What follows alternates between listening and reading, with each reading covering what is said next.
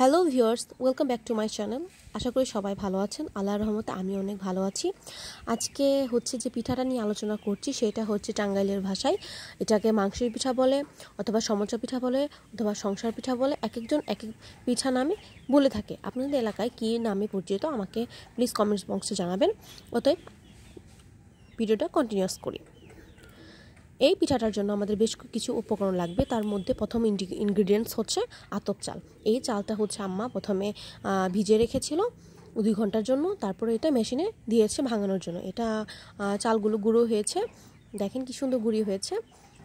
আর আমাদের লাগবে হচ্ছে গরুর মাংস। এখানে আপনি যে কোনো মাংস ইউজ করতে পারেন, কিন্তু আম্মু এখানে গরুর মাংসটা নিয়েছিল। প্রথমে মাংস হচ্ছে এক একজন এক একভাবে প্রসেস করে। আম্মু প্রথমে রান্না করার মাংস সাইড করে নিয়েছিল, তারপরে সেটা হচ্ছে ছোটো ছোটো পিস করেছিল হাতের মাধ্যমে। আপনারা চাইলে হচ্ছে শিলপাটাতেও করতে পারেন। তারপরে হচ্ছে কড়াইয়ের মধ্যে তেল দিয়ে, সয়াবিন তেল ইউজ করেছিল, পেঁয়াজ কাঁচামরিচ কুচি দিয়ে, তারপরে বিভিন্ন গরম মশলা দিয়ে মা এটা ভাজা করেছে। ভাজা এক পর্যায়ে যখন এরকম চলে আসছে তখন এটা হয়ে গেছে। এটা হচ্ছে মাংসের পুরের জন্য টোটালি একদম রেডি। এখন আম্মু করেছে ওই আতপ চালের গুঁড়িটি গরম পানির মধ্যে এটা দিয়ে এই রুটির যে ডো হয় নর্মালি, সেই ডোটা তৈরি করেছে। এখন হচ্ছে আমি এই ভিডিওর মাধ্যমে দেখাচ্ছি কিভাবে পিঠাটা বানিয়েছে। এটা হাতে বানাতে হয়। প্রথমে যে নর্মাল রুটি করি সেই রুটি করবে। রুটিটা হচ্ছে আপনারা কীরকম খাবেন সেই সাইজ অনুযায়ী হবে। আপনি যদি ছোটো পিঠা খান তাহলে রুটির সাইজটা ছোটো করবেন, আর আপনারা যদি না একটু বড় সাইজের পিঠা চান তাহলে একটু বড় সাইজের করবেন। আম্মু যেহেতু বললো যে বাসায় আছো তোমরা, তো আর ছোটো ছোটো করার দরকার, একটু মাঝারি টাইপের পিঠা করি। আমি যে ঠিক আছে, যা বলা তাই কাজ। এখানে অনেকে এই হচ্ছে রুটির যে ডোটা করে সেখানে হচ্ছে একটু হলুদ কালার করে, মানে ওই আটাটা যখন গরম পানিতে দেওয়া হয় সেখানে ওই পানির মধ্যে হালকা একটু হলুদ দিলেই কালারিং চলে আসে। কিন্তু মা বলছিল না, পিঠার যে কালারটা সেটাই রাখবো। পরে আমরা এক্সট্রা কোনো হলুদ কালার ইউজ করিনি। এখন রুটি করা শেষ, মা মাঝখানে কেটে নিচ্ছে।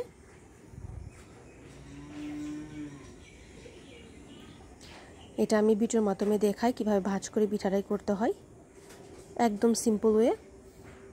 এখন ভেতরে মাংসের পুরটা দিয়ে দিচ্ছে। এখন হাতের মাধ্যমে মুখটা বন্ধ করে দেওয়া হবে। এই তো শেষ। এরকম করে সবগুলো পিঠা করতে হবে। আমি এটা ভেজে নিচ্ছি। আরেক কথা, আমি এখানে আজকে হচ্ছে আমি যেহেতু আমার নিজের বাড়িতে আসছি, আমি এখানে হচ্ছে মাটির চুলার মধ্যে পিঠাটা ভাজতেছি। আর আপনারা তো সবাই জানেন মাটির চুলায় সব রান্নাই অনেক মজা হয়।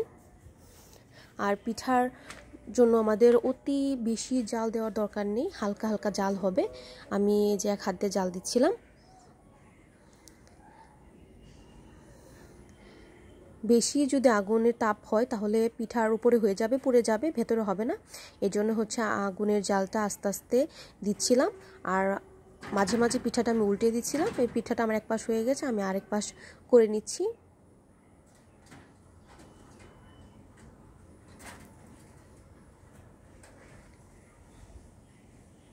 এই পিঠাটা হচ্ছে আমাদের বাংলাদেশে অনেক ফেমাস।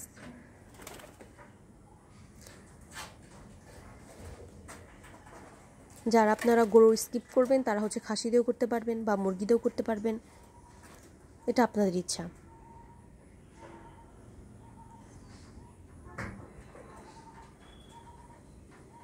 এই তো আমার পিঠা হয়ে গেছে, আমি নামিয়ে ফেলবো।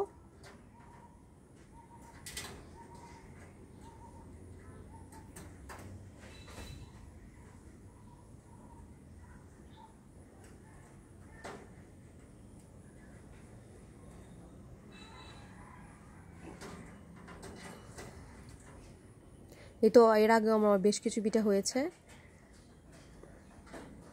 পিঠাগুলো দেখেই বোঝা যাচ্ছে যে কি ক্রিস্পি হয়েছে। বিকেলের দিকে বৃষ্টি হয়েছিল, যেহেতু আষাঢ় মাস চলতেছে, তার মধ্যে পিঠা খাচ্ছি অনেক, মজায় অনেক হয়েছিল। ভেতরের পুরটা পারফেক্ট হয়েছিল। সাথে থাকার জন্য ধন্যবাদ। আল্লাহ হাফেজ।